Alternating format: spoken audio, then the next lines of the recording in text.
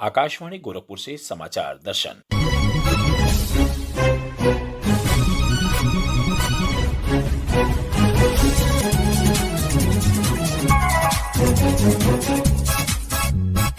इस अंक में प्रदेश में योगी आदित्यनाथ सरकार के 8 साल।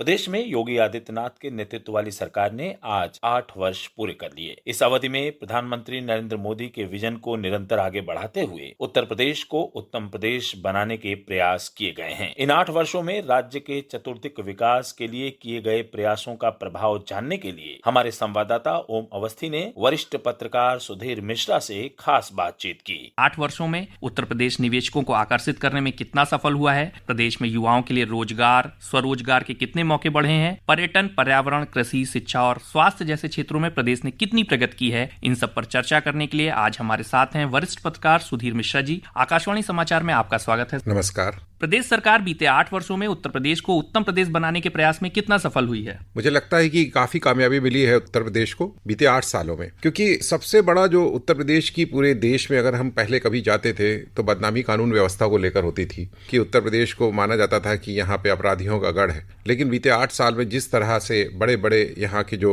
सूचीबद्ध माफिया थे उनके ऊपर जिस तरह के एक्शन हुए, कड़ी कार्रवाइयां हुई और एनकाउंटर्स हुए, तो उससे उत्तर प्रदेश की छवि पूरे देश में बदली है। लोग अब यहाँ पर आकर खुद को सुरक्षित महसूस करते हैं। जैसा कि अभी आपने कुंभ मेले में देखा होगा कि कितनी बड़ी संख्या में लोग यहाँ पर आए, या उससे पहले अर्ध कुंभ में आए, या राम जन्मभूमि मंदिर बनने के बाद जिस तरह से यहाँ पे धार्मिक पर्यटन बढ़ा है, वो इस बात का प्रमाण है कि उत्तर प्रदेश की छवि पूरे देश में अब बदल रही है। निवेशकों को प्रदेश में लाने और युवाओं को रोजगार उपलब्ध कराने में सरकार के प्रयासों को आप कैसे देखते हैं? देखिए, निवेशक हो या और आम लोग हों, उनको अगर किसी राज्य में अपना कारोबार करना है, अपने को स्थापित करना है, तो सबसे ज्यादा जरूरत होती है एक बेहतर कानून व्यवस्था की, आधारभूत ढांचे की और एक सिंगल विंडो सिस्टम की, जहां पर लोग आसानी से अपने काम को शुरू कर सकें। तो मुझे लगता है कि बीते 8 साल में इस दिशा में काफी अच्छी कोशिशें जारी हैं, अभी भी चल रही हैं, और रिफॉर्म के लिए भी बहुत कोशिशें हो रही हैं। राज्य सरकार बहुत दृढ़ है इस मामले में कि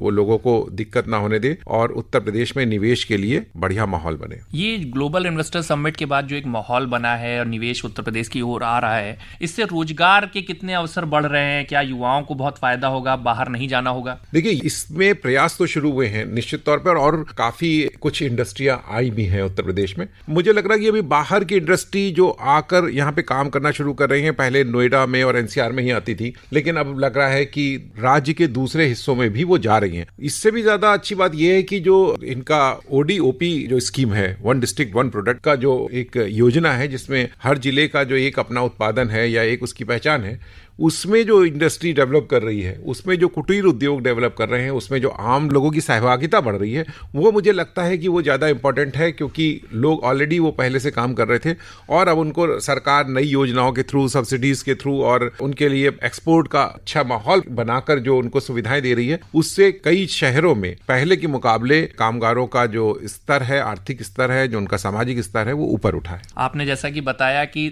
युवाओं के लिए रोजगार के अवसर बढ़े हैं और सरकार प्रयास कर रही है। ये MSME सेक्टर पर सरकार का खास फोकस रहा है। सरकार चाहती है कि लोग रोजगार के साथ साथ स्वरोजगार से भी जुड़े, तो इसके लिए जो प्रयास हो रहे हैं उनको आप कैसे देखते हैं?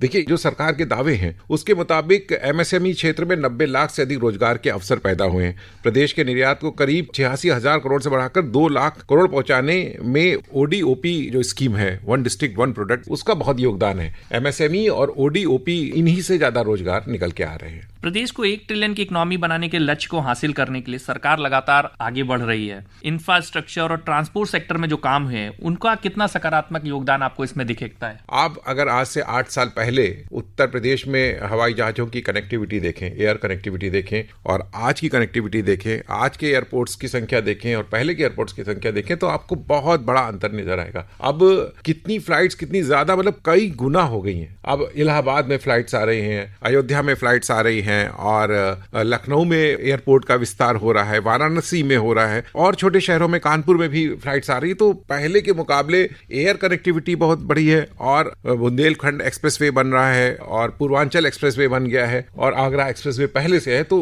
अब जो कनेक्टिविटी है उसका फायदा जो उद्यमी है उनको भी मिल रहा है और किसानों को भी मिल रहा है। उनकी जो उपज, उनकी जो फसलें जो पहले समय से दूसरी जगह नहीं पहुंच पाती थी, अब जो ये कनेक्टिविटी बनी है, रोड की अच्छी कनेक्टिविटी बनी है, उससे पहले के मुकाबले उनको अपनी मंडियों तक पहुंचाने में भी बहुत आसानी हुई है। विकास पर फोकस करने के साथ ही सरकार ने पर्यावरण पर ध्यान देते हुए प्रदेश को हरित प्रदेश बनाने के लिए भी लगातार कदम उठाए हैं। वन, पर्यावरण व जलवायु परिवर्तन के लिए सरकार के प्रयास कितने कारगर साबित हुए हैं? देखिए, अगर आप बीते 8 साल में देखें तो इस दिशा में काफी काम हो रहा है। वन क्षेत्र बढ़ा है। लखनऊ में ही देख लीजिए आप, लखनऊ में एक अवैध बस्ती थी कुकरेल नाले के किनारे, उसको पूरा साफ करके, कभी किसी ने कल्पना नहीं की थी कि वहां पर इतनी अच्छी हरियाली होगी। अब वहां पे एक जंगल लगाया जा रहा है। कुकरेल जो लखनऊ का एक कुकरेल फॉरेस्ट है, उसमें नए पेड़ पौधे लगाए जा रहे हैं और उसको नए तरीके से डेवलप किया जा रहा है। और लगातार मिशन के तौर पे जो एक वृक्षारोपण का जो एक लक्ष्य है उसको आगे बढ़ाया जा रहा है। जो एक कार्बन क्रेडिट होता है वो उत्तर प्रदेश के किसानों को बहुत फायदा पहुंचा रहा है। मतलब जब आप पर्यावरण को फायदा पहुंचाने वाले प्रयास करते हैं और जो जीवाश्म ईंधन है उस पर अपनी जो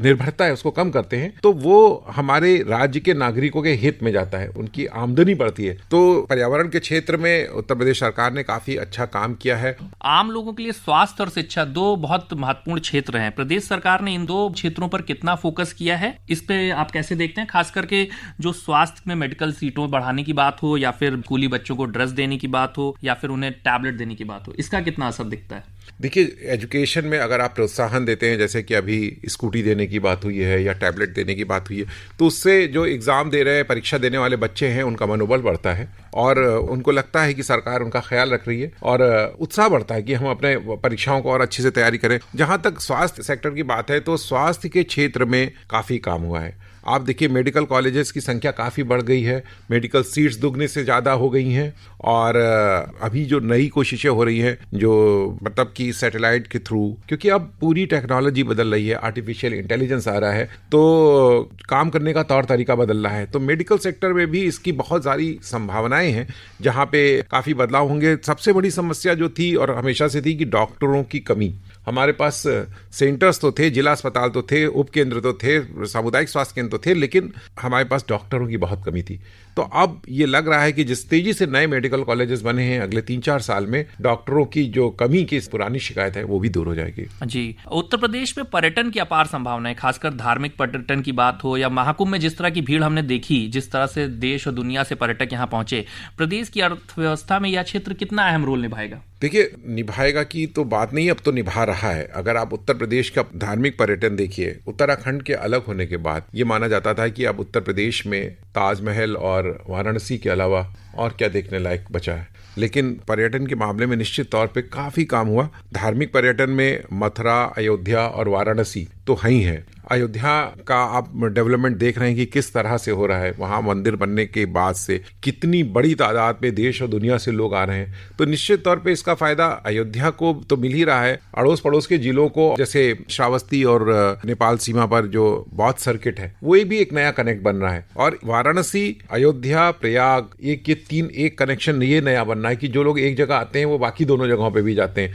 इसी के साथ साथ में जो नई ट्रेनें शुरू हुई हैं, तो वो कनेक्टिविटी बढ़ने से अगर एक दक्षिण भारत का आदमी बनारस में लैंड करता है तो वो बनारस से ट्रेन में बैठता है, वो अयोध्या भी आता है, इलाहाबाद भी जाता है, वो लखनऊ भी आ सकता है। तो इस तरह से पहले के मुकाबले उनको बेहतर सुविधाएं मिल रही हैं। सोनभद्र और जो बुंदेलखंड का इलाका है उसकी ब्यूटी को भी बारिश के दौरान उसको अलग ढंग से डेवलप किया जा रहा है। दुधवा और ये जो हमारे जंगल के इलाके हैं उनकी भी डिमांड पहले के मुकाबले काफी बढ़ी है। जी, जैसे आपने दुधवा का जिक्र किया, तो प्रदेश में धार्मिक पर्यटन के साथ ही इको टूरिज्म का बहुत स्कोप है। उसको लेकर के सरकार के प्रयासों को आप कैसे देखते हैं? जो एक आम पर्यटक है, सबका अलग अलग तरह का वो होता है। कई लोगों को धार्मिक पर्यटन में मजा आता है, तो कई लोगों को दूसरी चीजें, उन्हें जंगल सफारी चाहिए, उन्हें जानवरों को देखना है। तो कुल मिलाकर इस दिशा में जो हमारा पर्यावरण मंत्रालय और जो वन मंत्रालय है उसने ठीक ठाक काम किए हैं। गेस्ट हाउसेस की स्थिति पहले से बेहतर की गई है, होटल, रिसोर्ट्स, ये सबको बहुत अच्छा बनाया जा रहा है। तो अब जो बाहर से आने वाले यात्री हैं, जो पर्यटक हैं, उनको पहले के मुकाबले ज्यादा सुविधाएं मिल रही है। हमसे चर्चा करने के लिए आपका बहुत बहुत धन्यवाद। धन्यवाद ओम जी। समाचार दर्शन के इस अंक में आप सुन रहे थे प्रदेश में योगी आदित्यनाथ सरकार के